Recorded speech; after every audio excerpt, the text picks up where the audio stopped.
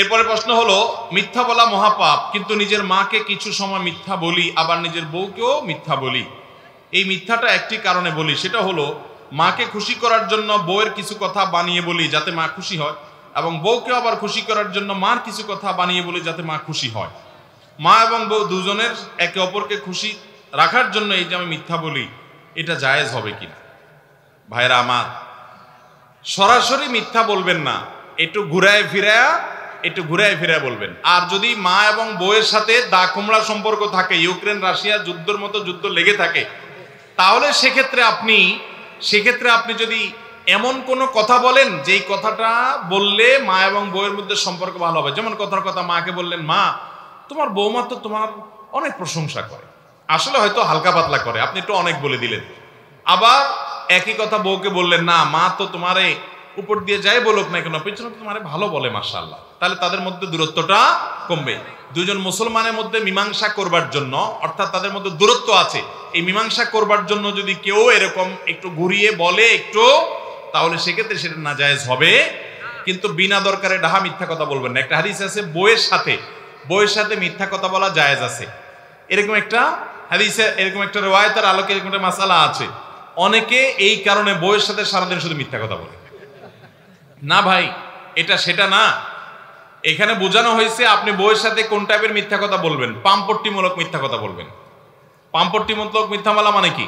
মানে বউকে বলবেন যে তোমার মতো এরকম রূপবতী, এরকম গুণবতী, এরকম আরেকটা মানুষ আল্লাহর জমিনে নাই।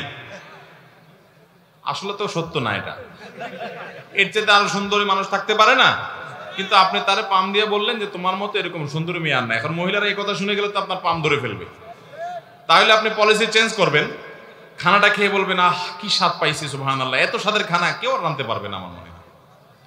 এটাও মহিলারা জেনে গেছে, তাহলে আরেকটা আইডিয়া বাইর করবেন, ঘুরায় ফিরে দিবেন। এভাবে বউকে ঘুরায় ফিরে বললেন ভালো নিজের সাথে সম্পর্ক রাখার জন্য। আমাদের বেশিরভাগ স্বামীরা এত আচরণ খারাপ আর এত ছেঁচড়া যে ভালো হইলো মহিলারে খোঁচায়, না না এটা কোনো রান্দার জাত হইলো, বলে কি বলে না, এগুলা খারাপ স্বামী। তাহলে ওই রকম মিথ্যা আপনি বললেন স্ত্রীকে যে তুমি চাঁদের চাইতেও উজ্জ্বল। চাঁদের চাইতে কেমনে উজ্জ্বল হয়? তারপরও বললেন। তো এই জাতীয় মিথ্যা একটু ঘুরায় বললেন স্ত্রীকে, পাম্পট্টিমূলক, প্রশংসামূলক, খুশি করার জন্য। একই কথা স্বামী স্ত্রী একে অন্যকে এভাবে ভালোবাসার কারণে করবে, বলবে, এটা জায়েজ আছে। কিন্তু এর মানে এই না বাজার থেকে শাড়ি একটা কিনে আনছেন 1000 টাকা দিয়ে, আইনা বললেন জানো এটা 5000 টাকা দিয়ে কিনে আনছে। ওই রকম মিথ্যা কথা যদি বলেন তাহলে ওটা জায়েজ হবে না, মিথ্যা হবে। তাছাড়া এরকম মিথ্যা যদি আপনি বলেন, ওই মহিলা আপনি ট্যাগ যদি তুলতে ভুলে যান, কোনোভাবে যদি ট্যাগটা দেখা যায় যে এটা 1000 টাকা দাম, তাহলে মায়ের তো একটাও নিচে পড়বে না। বলবে না যে মিথ্যুক, সারা জীবন আমার সাথে মিথ্যা কথা বলে গেছো। আমার পরিচিত এক সরকারি অফিসার ছিল, উনি বলে যে ভাই আমার বস, না উনি নিজের কথা নিজে বলছিলেন যে আমি যখন বাহিরে যাই, আমার অফিসের কেরানি আছে একজন, বলে যে তাকে দায়িত্ব দিই বাজার করার জন্য, কিন্তু সে যতই বাজার করে আমার বউ তার বাজারে খুশি না। আমি আসলে বলে দুধ তার বাজার পছন্দ হয় না, তুমি বাজার না করলে হয় না। তো এখন কেরানি বলতেছে স্যার এত কষ্ট করে বাজার করি, এত দুইজনের সামনে, আমার সামনে ঘটনা, দুইজনে কেরানি বলতেছে স্যার এত কষ্ট করে বাজার করি, বাজারের সবচেয়ে ভালো জিনিসটা আনি, আপনি প্রভাবশালী সরকারি অফিসার, দোকানদারদের বলি খবরদার স্যারের বাজার, ওরা সব ভালো জিনিসটা দেয়, তারপরও ভাবি আমার বাজার পছন্দ করে না। কাহিনী দেখে আপনি কি দিয়ে বাজার করেন যে আপনারটা এত পছন্দ করে? আপনার চাইতে তো আমি আর ভালো বাজার করি আমার জানা মতো। তখন ওই স্যার আমার সামনে বলতেছিল, শুনো তুমি এই মহিলা কিভাবে খুশি করবা, আমি গোশত 2 কেজি আনি বলি 1 কেজি, আর মাছ যেটা 2000 দিয়ে কিনে ওটা বলি 1000 টাকা, তুমি তো 2000 টাকা 2000 বলো, 1 কেজিটা 1 কেজি বলো। তো সে 1 কেজি 2 কেজি গোশত 1 কেজি দেখে অভ্যস্ত, সে তোমার প্রিয়র 1 কেজি সত্য কথা দেখে কিভাবে খুশি হবে? সে তো মনে করতেছে তুমি কম গোশত আনছো, মিথ্যা কথা বলছো। তো এইরকম 2 নম্বরই করা জায়েজ হবে না, মিথ্যা হারাম। সালাম ফিরানোর পর আল্লাহু আকবার নাকি আস্তাগফিরুল্লাহ কোনটা বলতে হয়, এটা নিয়ে আমরা অনেকে বিভিন্ন সময় বিভেদ করে থাকি বা ভিন্ন মত শুনে থাকি। দেখুন, সালাম ফিরানোর পর 5 ওয়াক্ত নামাজের পর নবী করিম সাল্লাল্লাহু আলাইহি সাল্লাম কি বলতেন? বেশিরভাগ হাদিসগুলো থেকে আমরা জানতে পারি তিনি ইস্তিগফার বলতেন, আস্তাগফিরুল্লাহ আস্তাগফিরুল্লাহ আস্তাগফিরুল্লাহ 3 বার। এরপরে পড়তেন আল্লাহুম্মা আনতাস সালাম ওয়া মিনকাস সালাম তাবারাকতা ইয়া যাল জালালি ওয়াল ইকরাম। এই যে 3 বার ইস্তিগফার নবী সাল্লাল্লাহু আলাইহি সাল্লাম পড়তেন, বুখারীর একটা হাদিস আব্দুল্লাহ ইবনে আব্বাস রাদিয়াল্লাহু তাআলা বর্ণনা করেছেন, সেখানে আছে নবী সাল্লাল্লাহু আলাইহি সাল্লামের নামাজ শেষ হওয়াটা তিনি জানতে পারতেন, টের পেতেন নবীজির মুখের তাকবীর শুনে। এখন এই হাদিসের আলোকে অনেক উলামায়ে কেরাম বলেন তাহলে সালাম ফেরানোর পর প্রথম তাকবীর বলতে হবে, যেহেতু তাকবীর শুনে সাহাবী বুঝছেন নামাজ শেষ হয়েছে, তার মানে আগে আল্লাহু আকবার বলতে হবে, এরপর তিনবার ইস্তেগফার বলতে হবে। এটা একটা গবেষণা এই হাদিসের আলোকে, অবশ্যই এটা এই হাদিসের ভিত্তিতে বলছেন, সেটিকে উড়িয়ে দেওয়া যাবে না, অর্থাৎ তারা হাদিস বিরোধী আমল করেছেন বলা যাবে না, এটাকে সুন্নাহর খেলাফ বা আপনি একেবারে সারাসার গলত বলবেন না, বরং এটা তার গবেষণা হতে পারে এটা। আবার যে সমস্ত উলামায়ে কেরাম মনে করেন যে না ইস্তেগফার দিয়ে পড়তে হবে, কারণ সমস্ত হাদিসগুলোতে ইস্তেগফারের কথাই বলা আছে, যে হাদিসে আল্লাহু আকবারের কথা বলা আছে ওই সাহাবী আবার বুখারীতেই বর্ণিত হাদিসে নবী সাল্লাল্লাহু আলাইহি সাল্লাম সালাম ফেরানোর পর ইস্তেগফার পড়তেন সেটা বর্ণনা করেছেন। তাহলে এক জায়গায় ইস্তেগফারের জায়গায় তাকবীর একই লোক বললেন যে তাহলে কিভাবে? তো এটার ব্যাখ্যা অনেকে বলেছেন যে এটার মানে হলো যে নামাজের তাকবীর তিনি শুনেছেন সেটার কথা বলেছেন, অথবা নামাজের পরে সুবহানাল্লাহ আলহামদুলিল্লাহ আল্লাহু আকবার নবীজি কখনো জোরে পড়ছেন সেটা শুনছেন উনি, ওইটার কথা হয়তো তিনি বলেছেন। এভাবে সমন্বয় অনেক মুহাদ্দিসগণ করে থাকেন। তাহলে বেশিরভাগ হাদিসের দিকে তাকালে আমরা দেখি সালাম ফেরানোর পর ইস্তেগফার তিনবার এটার কথা বলা হয়েছে, আর এই হাদিস থেকে বোঝা যায় তাকবীরের কথা বলা হয়েছে। কেউ যদি তাকবীর এবং ইস্তেগফার দুইটাই পড়ে ইনশাআল্লাহ বিইذনিল্লাহ তিনিও সওয়াব পাবেন, সুন্নাহর উপরে আমল করেছেন, হাদিসের উপর আমল করেছেন। আল্লাহ তাআলা তৌফিক দান করুন। শুক্রবার জুমার নামাজের আজান একবার নাকি দুইবার হবে জানতে চাই। জুমার নামাজের আজান নিয়েও আমাদের দেশে আজকাল বিতর্ক হয়, আল্লাহ তাআলা মাফ করুক, আমরা বিষয় খুঁজে পাই না। কত মীমাংসিত চূড়ান্তভাবে প্রমাণিত বিষয় নিয়েও আমরা অযথা বাড়াবাড়ি, গন্ডগোল, ফাসাদ এবং টানাটানি এবং মতপার্থক্য করি। জুমার আজান নবী করিম সাল্লাল্লাহু আলাইহি সাল্লামের সময় একটা ছিল, সে আজানটা ছিল খুতবার আগের যে আজানটা, এটা যেহেতু পরবর্তীতে মুসলমানদের সংখ্যা অনেক বেড়ে গেছে মদিনাতে এবং প্রচুর পরিমাণ মুসলমান হওয়ার কারণে ওই আজান শুনে মানুষ জুমাতে আসতে পারতো না, সেজন্য খলিফাতুল মুসলিমিন ইসলামের তৃতীয় খলিফা উসমান ইবনে আফফান রাদিয়াল্লাহু তাআলা আনহু তার শাসন আমলে তিনি যখন খলিফা হয়েছেন তিনি জুমার প্রথম আজান চালু করেছেন, এবং তিনি যেটা চালু করেছেন সমস্ত খলিফা এবং অন্যান্য খোলাফায়ে রাশেদা যারা ছিলেন তারা সবাই এটাতে সম্মতি দিয়েছেন। সে আজানটা হলো খুতবার অনেক আগে, যেটা আমাদের দেশে প্রথম আজান যেটা আমরা দেই জুমার দিন। তো এই আজানটা একটু দূরে উঁচু জায়গা দেওয়ার নির্দেশ করেছেন তিনি, যাতে করে সবাই জানতে পারে আজকে জুমার দিন, এই জন্য অনেক আগে থেকে এখানে আজান দেওয়া হচ্ছে, মানুষ যাতে দূর দূরান্ত থেকে আসতে পারে। তখন তো মাইক ছিল না। এই আমলটা যেহেতু সাহাবীরা সবাই মেনে নিয়েছেন এবং অন্যান্য খলিফা, পরবর্তী খলিফা আলী মেনে নিয়েছেন, সমস্ত সাহাবায়ে কেরাম কেউ কোনো প্রশ্ন তোলেন নাই। অতএব আজকের যুগে যদি কেউ প্রশ্ন তোলে তাহলে বুঝতে হবে সে সাহাবীদের চাইতে দিন 1 ইঞ্চি বেশি বুঝছে। সাহাবীদের চাইতে দিন বেশি বোঝা এটা লক্ষণ ভালো হতে পারে না। ভাইরা আমার, নবী করিম সাল্লাল্লাহু আলাইহি সাল্লাম বলেছেন আমার পরে তোমরা আবু বকর ওমরকে খোলাফায়ে রাশেদাকে অনুসরণ করবে। ফালাইকুম বিসুন্নতি ওয়া সুন্নাতিল খোলাফায়ের রাশিদিনিল মাহদিয়িন, তোমরা আমার সুন্নাহকে অনুসরণ করবে, খোলাফায়ে রাশেদার সুন্নাহ অনুসরণ করবে। অতএব খোলাফায়ে রাশেদার সুন্নাহকে অনুসরণ করার নির্দেশ নবী সাল্লাল্লাহু আলাইহি ওয়াসাল্লাম করে গেছেন। সে আলোকে জুমার প্রথম আজান এটাও সুন্নাহ সম্মত, এটা সুন্নতে খলিফা, আর জুমার দ্বিতীয় আজান এটা সুন্নতে রাসূল সাল্লাল্লাহু আলাইহি ওয়াসাল্লাম।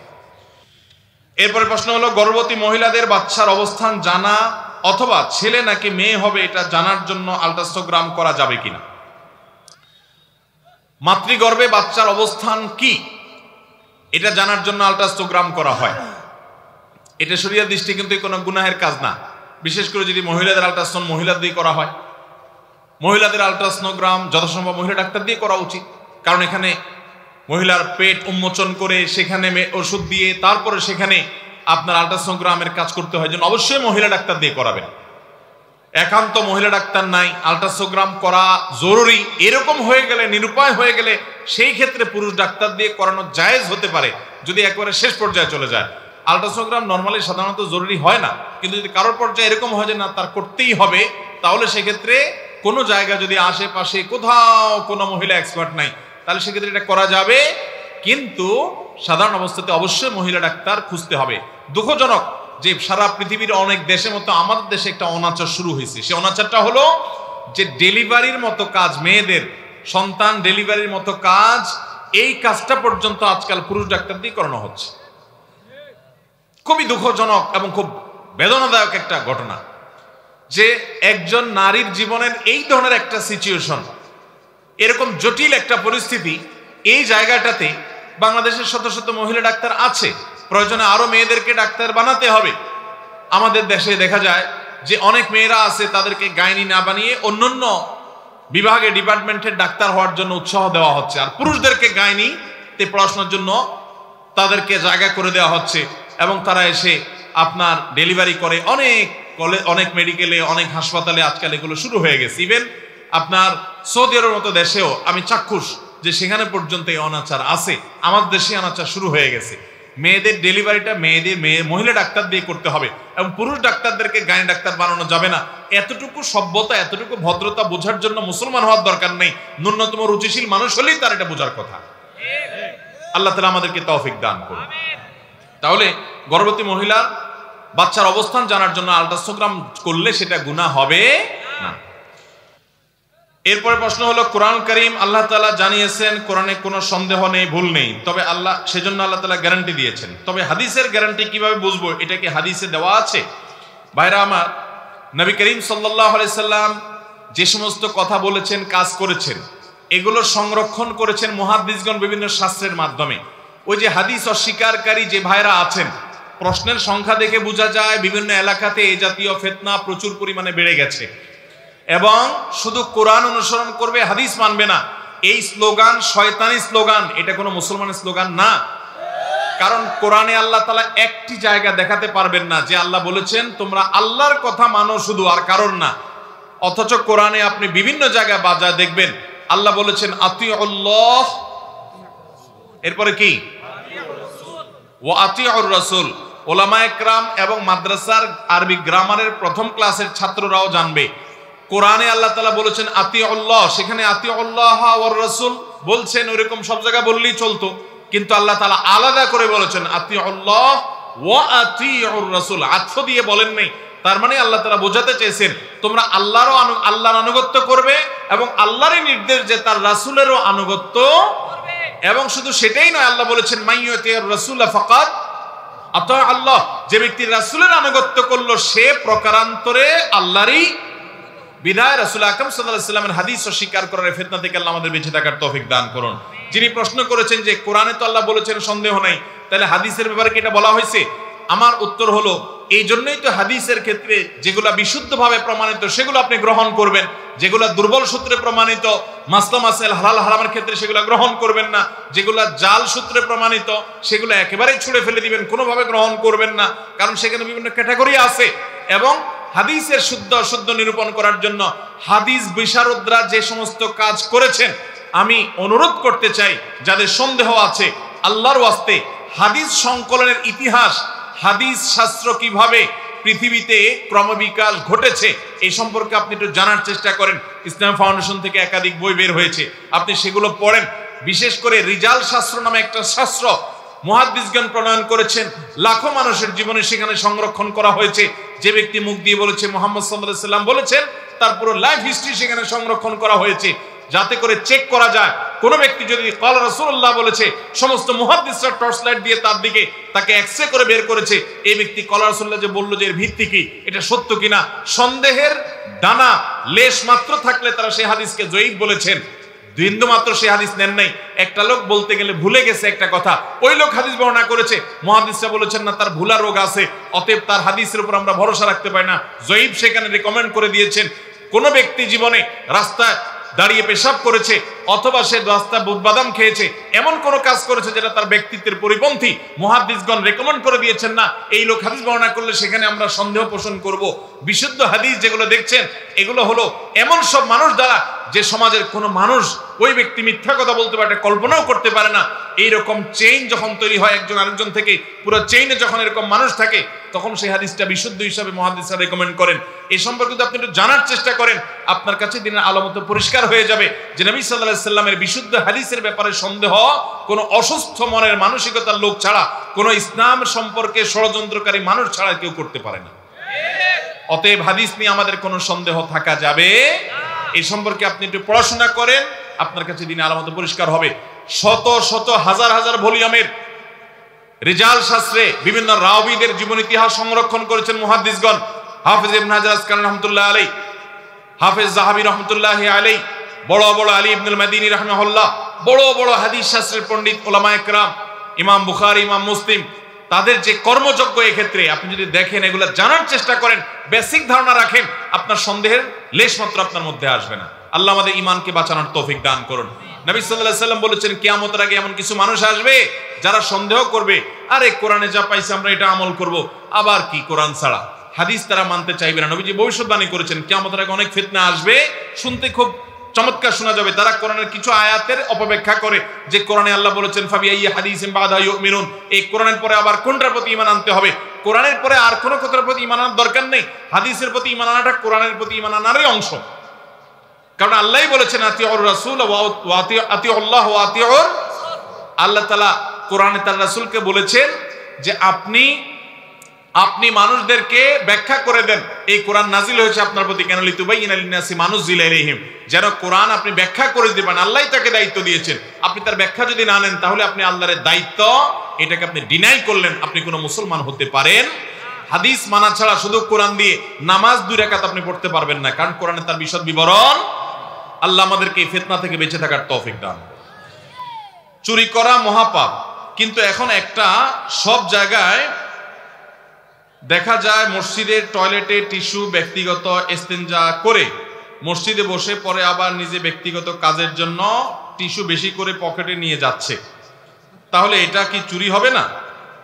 হ্যাঁ, এটা তো প্রশ্ন তো ভালো প্রশ্ন। যদি কোথাও, শুধু মসজিদে কেন, কোনো পাবলিক প্লেসে টয়লেট পেপার রাখা আছে, আপনি সেখানে টয়লেট করলেন, পেশাব পায়খানাতে যতটুকু লাগলে ব্যবহার করলেন, এরপর যাওয়ার সময় ট্রেনে বড় করে এক মুঠ পকেটে নিয়ে হাঁটা দিলেন, এটা তো গুনাহ হবে? এটা জায়েজ হবে? এটা আপনাকে এভাবে নিয়ে যাওয়ার জন্য দেওয়া। যদি আপনি এরকম পকেটে করে নিয়ে যেতে পারেন, তাহলে আরেকজনের পুরা বান্ডেল ধরে নিয়ে যেতে পারে, ঠিক কিনা বলেন? এরকম ছোট লোকি কাজ করা যাবে না, এটা আপনার জন্য জায়েজ নাই। হ্যাঁ, 1-2টা টুকরো আপনি নিচ্ছেন, এতটুকু তো সহনীয় পর্যায়ে, কিন্তু আপনি মুঠ করে করে পকেটে নিয়ে যাচ্ছেন, এটা অবশ্যই জায়েজ হতে পারে না। অমুক দিন রমজান শুরু, এই সংবাদ কাউকে দিলে নাকি জান্নাত নিশ্চিত। জান্নাতকে আমরা এত সস্তা এবং সহজ বানায় ফেলছি বাংলাদেশে মানুষ, বিশেষ করে ফেসবুক বাসীর কাছে জান্নাত এত সোজা। প্রায় সময় একটা মেসেঞ্জারে মেসেজ দিয়ে বলবে, এই মেসেজটা এতজনকে ফরওয়ার্ড করে দিলে আপনার জান্নাত নিশ্চিত। বাইরে জান্নাত যদি এত সোজা হইতো তাহলে জাহান্নামে কেউ আর যাইতো না, তাহলে সবাই কয়টা ফরওয়ার্ড করে এরপর নাকে তেল দিয়ে গুনাহ এবং আকাম করতো, যে জান্নাত তো নিশ্চিত হয়ে গেছে, আর দরকার কি? ভাইরা আমার, এগুলা সব শয়তানি কথা। রমজান অমুক তারিখে হবে, এই সংবাদটা এই যে রজব মাস থেকে, এখন রজব মাস চলতেছে, আজকে রজব মাসের 13 তারিখ গেল, রজব মাস থেকেই দেখবেন অনেকে এই সংবাদটা পাঠায়, ফেসবুকে লেখে, মেসেঞ্জারে পাঠায়, ইমোতে পাঠায়, হোয়াটসঅ্যাপে পাঠায়, এবং মনে করে যে এই সংবাদটা দিলেই সে জান্নাত পেয়ে যাবে। ভাইরা আমার, জান্নাত তো সস্তা না। জান্নাত পেতে হলে কি করতে হবে? ঈমান মজবুত করতে হবে, 5 ওয়াক্ত নামাজ সহি শুদ্ধভাবে পড়তে হবে, এবং ইসলামের সব রকম মানতে হবে, সকল হারাম কাজ ছেড়ে দিতে হবে, হালাল উপার্জন করতে হবে, উত্তম আখলাক ধারণ করতে হবে। এই সব কাজ যখন করবেন, লেনদেন কায় কারবার সব ক্ষেত্রে আল্লাহর আদেশ মেনে চলবেন, তখন আপনি জান্নাতে যেতে পারবেন। ওই মেসেজ ফরওয়ার্ড করে জান্নাতে যাওয়া যাবে না। হ্যাঁ, আপনি যদি কোনো ভালো কথা মানুষকে ছড়ান, তাহলে যতটুকু করছেন ততটুকু সব আপনি পাবেন। জান্নাতের গ্যারান্টি নবী সাল্লাল্লাহু আলাইহি ওয়াসাল্লাম দেয় নাই, এগুলা ফেসবুকাররা দিয়েছে, এগুলা কোনো হাদিসে দেওয়া হয় নাই। অতএব আল্লাহ আমাদের এই সমস্ত বিভ্রান্তি থেকে বেঁচে থাকার তৌফিক দান করুন। তাছাড়া রমজান কোন দিন হবে এইটা জানার একমাত্র উপায় হলো শাবানের শেষের দিন চাঁদ ওঠার পরে বলা যাবে রমজান কোন দিন হবে, ঠিক কিনা বলেন? শাবান মাস কয় তারিখে হবে আপনি তো জানেন না, 3 মাস আগে কিভাবে নিশ্চিত করে বলবেন? বিধায় এটা সঠিক নয়। এরপর প্রশ্ন হলো, মেয়েদের চাকরি করা উত্তম নাকি বাসায় থাকা উত্তম? আমরা এমন একটা সময় এখন আছি, এমন একটা সময় আমরা পার করছি, যে এই সময়ে পৃথিবীতে আমরা মনে করি যে না, শুধুমাত্র পুরুষরা কেন বাহিরে বের হবে, মেয়েরাও বাহিরে বের হবে, তারাও বদ্ধ ঘর থেকে বের হয়ে তারাও জগৎটাকে দেখবে, জগতের সব কাজ করবে। ভাইরা আমার, একজন নারী তিনি ব্যবসা বাণিজ্য বা কাজকামের জন্য পর্দাপোশিদা, ইসলামের গণ্ডি এবং সীমানা শর্তগুলো মেনে যদি তিনি বাহিরে বের হন, সেটা নাজায়েজ না। এবং তিনি বাহিরে কোনো কাজ যদি করেন, ইসলামী শরিয়ার নীতিমালাগুলোকে মেনে চলে যদি করতে পারেন, সে সুযোগ থাকে করতে পারেন, জায়েজ আছে। কিন্তু ইসলাম মৌলিকভাবে বলে, আল্লাহ কোরআনে বলেছেন ওয়াকারনা ফি বুয়ুতিকুন্না, মহিলারা ঘরের ভেতরের সাইড দেখবে আর পুরুষরা দেখবে কোন সাইড? বাহিরের সাইড। দুইজন দুই সাইড দেখলে সেখানে বারাকা নাজিল হবে, সেখানে সুখ এবং শান্তি সমৃদ্ধি অধিকতর পাওয়া যাবে। এটাকে আমাদের ইসলাম বিদ্বেষী সেকুলার বন্ধুরা অস্বীকার করে, তারা মানতে চায় না। কিন্তু মজার বিষয় হলো, তাদের বিভিন্ন বক্তব্য থেকে সেটা আরো বেশি প্রকাশিত হয়। কবি নির্মলেন্দু গুণ, আপনারা নাম শুনেছেন? বাংলাদেশে একজন বড় কবি আছেন, সিনিয়র বয়স্ক মানুষ, অনেক সুন্দর কবিতা লেখেন। তার একটা কবিতা আছে, এই কবিতার খোলাসা হলো তিনি কবিতার মধ্যে বলছেন যে আমাকে কেউ ভালোবাসতে হবে এমন কোনো কথা নাই, কিন্তু আমি যখন বাইরে থেকে আসবো, ভিতর থেকে দরজার সিটকানিটা খুলে দেওয়ার জন্য একটা লোক থাকার দরকার আছে। আর আমি যখন খাবো আমাকে বাতাস করার দরকার নাই, কারণ ফ্যানের যুগে এখন বাতাস না হলেও চলে, কিন্তু আমার আরেকটা পোড়ামরিচ লাগবে কিনা এটা জিজ্ঞেস করে একটা লোক দরকার আছে। এইভাবে কবিতাতে তিনি অনেকগুলো কথা বলেছেন। তার এই কথা থেকে প্রমাণ হয় তিনি নিজেও স্বীকার করছেন যে একজন নারী তিনি বাসায় থাকবেন, বাসায় থাকাটাই তার জন্য উপযোগী, তিনি নিজেও সেটা আশা করছেন। কদিন আগে যে এই যে বিতর্কিত পাঠ্যপুস্তকে যে শরীফার গল্প নিয়ে সারা দেশে তোলপাড় হচ্ছে এবং আমাদের সন্তানদেরকে সমকামিতা শেখানোর ন্যাক্কারজনক ষড়যন্ত্রের অংশ হিসাবে গল্প ঢুকানো হয়েছে। এই গল্পের মধ্যে বলা আছে শরীফ যার নাম ছিল, সে যখন শরীফা হয়ে গেছে, ছেলে যখন মেয়ে হয়ে গেছে মনে মনে, তখন সে বাহিরে কাজ করতে অপছন্দ করতে লাগলো। বাসা বাড়িতে মার সাথে থাকাটা তার পছন্দ হলো, মায়ের কাজ করতে তার ভালো লাগে। তার মানে একটা মেয়ে যখন মেয়ে হয় তখন তার স্বভাবসুলভভাবে প্রকৃতিগতভাবে তার বাসা বাড়ির কাজ ভালো লাগে। এখান থেকে তো সেটাই প্রমাণ হলো যেটা কোরআন এতদিন বলে আসছে যে নারীদের জন্য বাসায় থাকাটা অধিকতর উপযোগী, কিন্তু প্রয়োজনে তারা অবশ্যই বাইরে যেতে পারে। আল্লাহর বলে আমাদেরকে বুঝার তৌফিক দান করুন। ভাইরা আমার আরো কয়েকটা প্রশ্ন আছে, আমরা কি প্রশ্ন উত্তর দেবো না ইয়েতে চলে যাব? সংক্ষেপে কয়েকটা প্রশ্ন আমরা দিয়ে শেষ করছি। আমাদের অত্র এলাকায় বিপদ সীমার উপর দিয়ে শিরক বিদআতের প্রচলন চলতেছে, অত্র শিরক ও বিদআত থেকে উত্তরণের উপায় কি? বিপদ সীমা পার হয়ে যাচ্ছে শিরক বিদআত, কারণ আপনাদের এই অঞ্চলে এত মাজার আছে। আমি বাঞ্ছারামপুরে যখন যাই দেখি রাস্তার আশেপাশে মাজার আর মাজার, মাজার আর মাজার। আল্লাহর কোন নেককার বান্দা যদি মারা যান তাহলে ওনার কবরে জিয়ারত করবেন। উনি যেভাবে নেককার হয়েছেন জীবদ্দশায়, উনি যদি নেককার থেকে থাকেন তাহলে আপনারাও নেককার হবেন। এটা হলো কাজ। ওই মাজার থেকে আর বিশেষ কোনো কাজ ওই মাজারওয়ালার কাছে কিছু আছে? কোন মুসলমান যদি মনে করে ওই মাজারে গেলে সন্তান হবে, মাজারওয়ালার ক্ষমতা আছে, আপনার ব্যবসার উন্নতি দিবে, তাহলে তার ঈমান হারা হয়ে যাবে।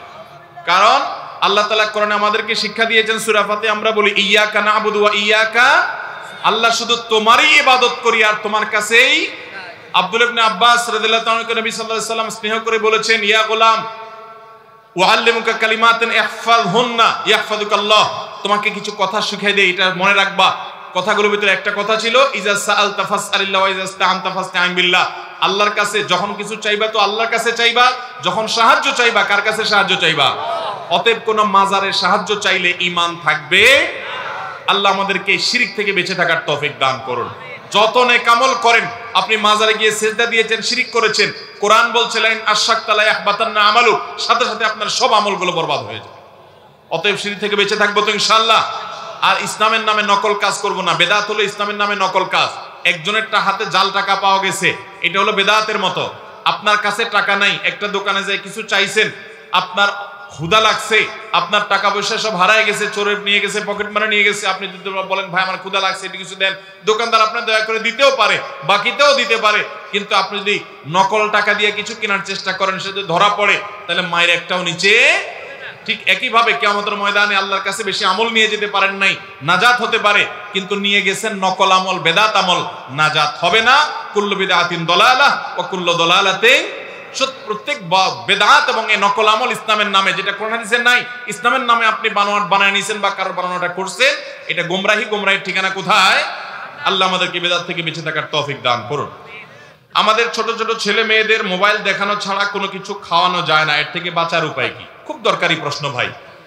আজকের বাস্তবতায় এমন বাচ্চা পাওয়া খুব কঠিন যেই বাচ্চাকে মা বাপ মোবাইলের ঘুষ দেওয়া ছাড়া খানা খায়। এরকম বাচ্চার সংখ্যা একেবারেই, শহর কিংবা গ্রাম কোনো জায়গার বাদ নাই বললে চলে। পোলাপানরে খাইতে হলে শর্ত দেয় আমাকে মোবাইল দিতে হবে, এরপরে মা বাপ মোবাইলে কার্টুন চালায় দেয়, ভিডিও চালায় দেয়, তারপরে সেটা দেখতে দেখতে খায়। মনে রাখবেন, এটা সন্তানের উপকার যতটুকু করছেন খানা খাওয়ায়া, এই মোবাইল দেখে ক্ষতি তার চেয়ে বেশি করতেছেন। এখন আপনি বলবেন এটা থেকে বাঁচার উপায় কি? আল্লাহ আমাকেও একটা বাচ্চা দিয়েছে 3-4 বছর, আলহামদুলিল্লাহ, আমার বাচ্চাকে আমি মোবাইল দেখা খাওয়াই না সচরাচর। আপনি বলবেন যে তাহলে কিভাবে এটা করবেন? ভাইরা আমার, প্রথম কথা হলো বাপমা নিজে অযথা মোবাইল টিপাটিপি করা, মোবাইল ঘাটাঘাটি করা, মোবাইলের নেশায় বুঁদ হয়ে থাকা থেকে আগে বেরিয়ে আসতে হবে, তাহলে বাচ্চাকে বাঁচানো সহজ হবে। এটা হলো 1 নম্বর কাজ। 2 নম্বর কাজ হলো বাচ্চার সামনে বাচ্চার ভাই বোন অন্য কেউ বেহুদা মোবাইল টিপাটিপি করবে না। এগুলো বাচ্চারা দেখে শিখে, যখন কেউ করবে না তার মধ্যে থেকে আস্তে আস্তে আকাঙ্ক্ষাটা শেষ হবে। তৃতীয়ত, যে সমস্ত ফ্যামিলির বাচ্চা কাচ্চা মোবাইল টিপাটিপি অনেক বেশি করে ওইসব বাচ্চাদের সাথে মিশাবেন না, তাহলে সেক্ষেত্রে এই বদভ্যাসটা তার মধ্যে আর আসবে না। চতুর্থত, বাচ্চাদেরকে ফিজিক্যাল এক্সারসাইজ বা অন্যান্য খেলনার ব্যবস্থা করে দিবেন। বিজ্ঞান বাক্স একটা আছে আমার বাসায়, আমি বাচ্চাদের জন্য নেই। এই বিজ্ঞান বাক্স এগুলো ফিজিক্যালি বাচ্চা বিভিন্ন জিনিস ঘাটাঘাটি করে বানাইতে পারে, সুন্দর কিছু, এর মেধাও আপনার বিকশিত হয়, তার অনেক কিছু বানানোর আগ্রহ জাগে, মজা পায়, এ ধরনের খেলনা দিবেন এবং ফিজিক্যাল এক্সারসাইজ দিবেন। বাচ্চাদেরকে খেলার জায়গা করে দিবেন। শহর বলেন গ্রাম বলেন, সবাই মোবাইল নিয়ে, বাপ একটা নিয়ে উপর হয়ে আছে, মা একটা নিয়ে উপর হয়ে আছে, ছেলে একটা নিয়ে আছে, মেয়ে একটা নিয়ে আছে, সবার কাছে একটা একটা না। বাসার সবাই মিলে ফিজিক্যাল এক্সারসাইজ করবেন এবং খেলাধুলা করবেন। যখন যে খেলাধুলা করার সুযোগ আছে সেটা করবেন, তখন বাচ্চারা এগুলো থেকে দূরে সরে আসবে। আলহামদুলিল্লাহ, আমি নিজে আমার বাচ্চাদের সাথে প্রায় সময় চেষ্টা করি, আমার বাসা পাশে ব্যাডমিন্টন কোর্ট করা আছে, ব্যাডমিন্টন খেলার চেষ্টা করি। যখনই সময় পাই 10 মিনিটের জন্য বলি চলো আমরা খেলি। বাচ্চাদেরকে যখন ফিজিক্যাল খেলার অভ্যস্ত করবেন, ইনশাআল্লাহ নেশা, এই মোবাইলের নেশা কেটে যাবে। আমি নিজে পরীক্ষিত। একসময় আমার পোলাপানও দেখতাম যে মোবাইল চায় খুব বেশি, আশপাশে দেখে দেখে। আমরা যখন হার্ডলাইনে চলে গেছি দেখলাম সব ঠিক হয়ে গেছে। তাহলে এই 5টা স্টেপ অবলম্বন করলে ইনশাআল্লাহ বিদিনিল্লাহ বাচ্চার মোবাইল দেখার নেশা দূর হতে বাধ্য। আপনি নিজে আগে শক্ত হতে হবে এবং সোজা হতে হবে। ও 2-1 বেলা খাবে না, জ্বালাবে, 3 বেলা খাবে না, 4 বেলা খাবে না, এরপর আস্তে আস্তে দেখবেন অভ্যাস হয়ে গেছে। আল্লাহ আমাদের বাচ্চাদেরকে মোবাইল নামক বিষ থেকে ছোট ছোট বাচ্চাদেরকে বাঁচাবার তৌফিক দান করুন।